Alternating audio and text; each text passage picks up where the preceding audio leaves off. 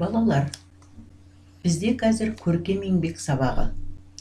Бүгінгі сабақта біз жануарларды бейнелеуді үйренеміз. Оқу мақсаты әртүрлі әдістер мен тәсілдерді пайдаланып, әртүрлі материалдарды және құралдарды қолдану арқылы жануарлардың суретін саламыз. Жануарларды бейнелейтін суретшіні анималист деп атайды. Олардың бәрінің денесі, басы, мойны және аяғы бар. Біз жануарлардың суретін салу үшін алдымен денесі мен басын қарапайым пішіндер түрінде саламыз. Олар дөңгелек не сопақша болады.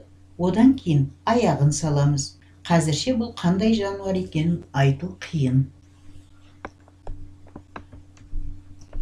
Суретті толықтырамыз. Үш бұрышты құлағын, көзін, мұрны мен аузын, үлпілдек құйрығын саламыз. Енді оның мысық екені белгілі болды. Осылайша итті, қозы, лақ пен жануар, басқа да жануарларды салуға болады. Құсты салуда қиын емес. Оның басын дөңгелек, денесін жартылай дөңгелек етіп саламыз.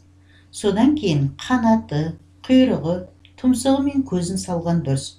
Кішкентай құстардың ұшқанда аяғы көрінбейді.